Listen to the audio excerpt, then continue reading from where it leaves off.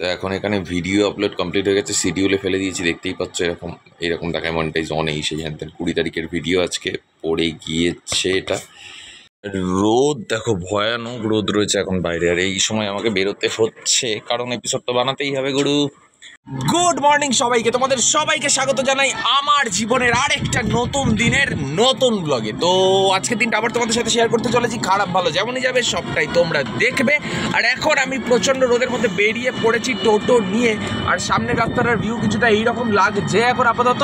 এইবার আমি সোজা যাচ্ছি খাসমল্লিক, ওখান থেকে শুরু করবো এপিসোড বানানো আজকে, আর তাড়াতাড়ি বাড়ি চলে আসবো কারণ অন্যান্য প্ল্যান আছে, দেখা যাক শেষ পর্যন্ত কি হয়। আর আজকে ইন্ডিয়ান ফ্ল্যাগটা লাগছে দেখো, ও ভাই আলাদাই লাগে না এটা।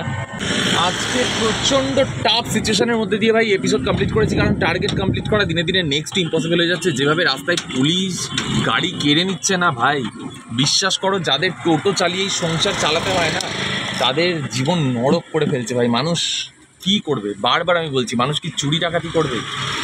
যদি আমাদের তো মানে আমাদের সমাজ ব্যবস্থা বা আমাদের সিস্টেম বিভৎস upgraded, I think so, but যদি এটা ধরা হয় যে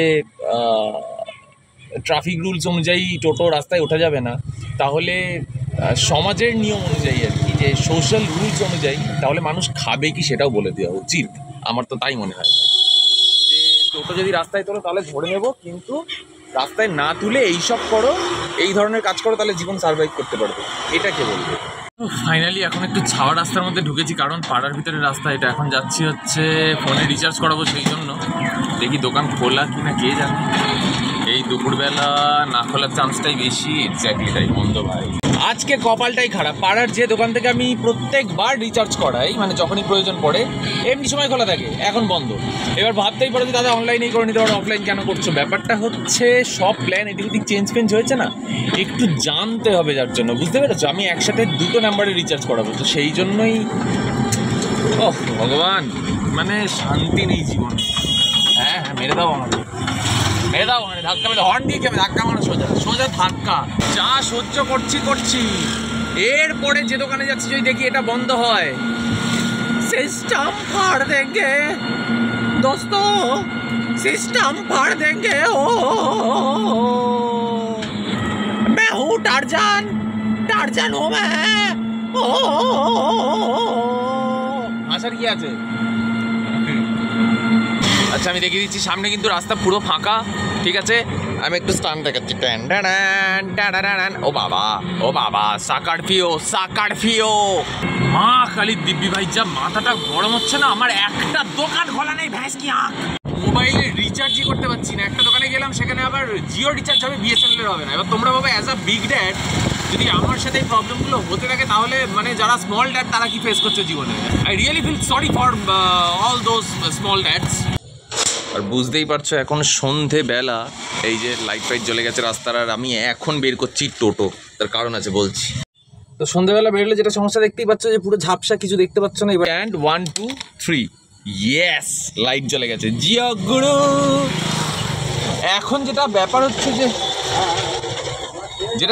যে জিওর রিচার্জ এত বেড়ে গেছে ভাই, বাধ্য হয়ে রাত্রেবেলা টোটো নিয়ে বেরোতে হচ্ছে। মানে কি আর বলবো গুরু, মানে অ্যাকচুয়ালি কি হয়, বাড়ির কাছাকাছি টোটো থাকলে লোকজন যখন শুনছে আমি নিয়ে মাঝে মাঝে বেরোই, তো একটা এমার্জেন্সি কারণ রয়েছে, বললো যে একটু টুক করে নিয়ে ছেড়ে দিতে হবে খাসমল্লিকে, পাড়া থেকে নিয়ে, বেশি ডিস্টেন্স নয়, যে বাবাও তো বেরিয়ে যাবে, একটু পরেই টোটোটা লাগবে। তাই বললাম ঠিক আছে, সেই জায়গায় বের করছে, আমি একটু ঘুরে এক্ষুনি চলে এসেছি। আর তখন গেছিলাম, রিচার্জ কমপ্লিট করা যায়নি ভাই, মানে বিএসএনএল জিও দুটোরই হয়নি ভাই। জিওর দাম বিভৎস বেড়ে গেছে ভাই, মানে এতটাই বেড়েছে না জিওর দাম ভাই, আনএক্সপেক্টেড 50-60 টাকা বেড়ে গেছে। লোকজন বলছিল, আমি খুব একটা গুরুত্ব দিইনি। রিচার্জের প্ল্যান শুনে আমার ফিউজ উড়ে গেছে। আমি ভাবছি যে একটা নতুন সিরিজ বানাতে হবে, যে টোটো চালিয়ে জিওর রিচার্জ। এত টাকা হলে মানুষ ভাই, মানে জিও বিএসএনএল দুটোই হবে তো রিচার্জ। টোটোর সামনে যে লাইটটা বসানো হয়েছে, এবং এটা যে হলুদ রঙের, এটা আমি জানতাম না, ঠিক আছে? বাবা লাগিয়েছে লাইটটা, কারণ আগের লাইটটা কেটে গিয়েছে। আর বাবা যেহেতু বললাম না 3টে 3:30 সময় নিয়ে বেরোই, তখন তো দরকারই হয় না, অন্ধকার থাকে, লাইট দরকার থাকে। তো আমি দেখে খুব খুশি হয়েছি, অ্যাকচুয়ালি হলুদ লাইট আমার ভীষণ পছন্দের ভাই। কিন্তু যেটা কথা হচ্ছে ভাই, এত পরিমাণে কেন দাম বাড়িয়েছে না আমি বুঝতে পারলাম না। এটা নিয়ে একটু পড়াশোনা করতে হবে, যে মানে হঠাৎ করেই কি, মানে এমনি ऐसे ही सेक्सी लगा बढ़ा दिया यार पैसा, এরকম তো নয়। বিএসএনএল যখন বাড়াচ্ছে না, তার মানে বিএসএনএল বাড়াচ্ছে না, অন্যান্য সিম বাড়াচ্ছে, তার মানে তো কিছু একটা সিচুয়েশন আছে যার জন্য না বাড়ালেও চলতো, বাট বাড়াচ্ছে। এটা না জেনে শুনে আমি ওপিনিয়ন দেবো না, আগে একটু এটা নিয়ে আজকে পড়াশোনা করি, একটু ঘাটাঘাটি করি যে কেন স্টুডেন্টসদের জন্য যেখানে ইন্টারনেট অনেক বেশি অ্যাভেলেবেল হওয়া উচিত বলে আমার মনে হয়, সেখানে কেন দাম বাড়ানো হচ্ছে। তাহলে একটা স্টুডেন্ট প্যাকেজ বানানো হোক, যে ইন্টারনেট প্যাকেজ। কারণ ওয়েস্ট বেঙ্গল কালচার অনুযায়ী যখনই কোনো স্টুডেন্ট মানে মাধ্যমিক পাস করছে, তারপরে তাকে মোবাইল ফোনে টাকা দেওয়া হচ্ছে।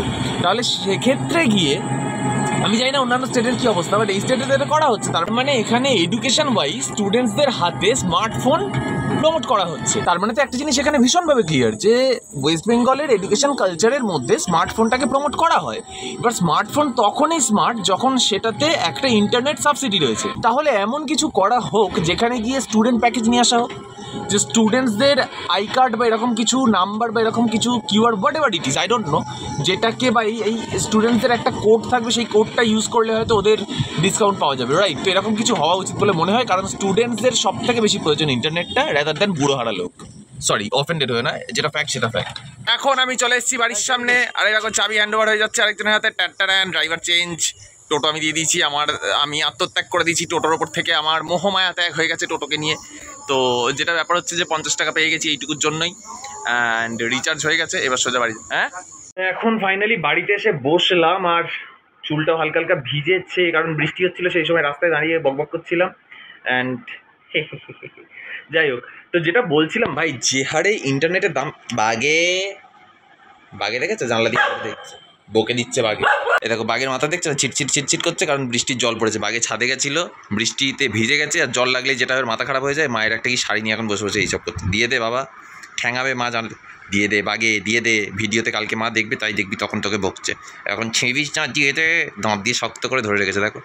দে রে বাঘে, সবাই দেখছে, বলো তুমি কত ভালো মানুষ। হ্যাঁ দিয়ে দে, বাহ, ঘোড়ার ডিম দেবে। ওরে দে রে, মারবে মা, দে, দিয়ে দে, টেনে ধরে রেখেছে, করিস না। ভালো বাচ্চা এরকম করে না। দাও দাও দাও দাও বাগে দাও, আমার ফোনের কভার বাবা, ছেড়ে দাও। আচ্ছা, বড়িয়া বাবা, দিয়ে দাও, দিয়ে। ও মা, এই দেখো কী করছে, দেখো, বকো একবার, শাড়ি ছিঁড়ে দিচ্ছে তোমার, বলে দিয়েছি আমি।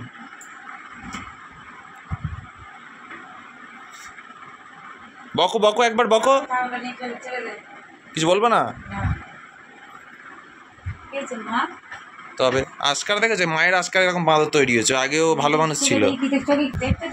চোখে কি হয়েছে? দেখ ঘোড়ার ডিমের চোখ, ওইটা নিয়ে খেলবে এখন, ছেড়ে দাও ওকে।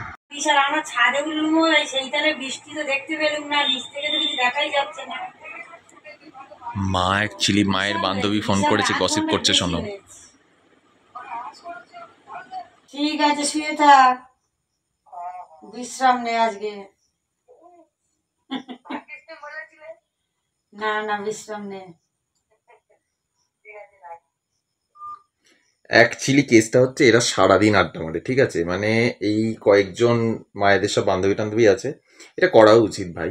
সারাদিন কি থোড়ি বাড়ির কাজ করবে নাকি তোমরা? আমিও ইনসিস্ট করো ভাই তোমার। ইয়েস।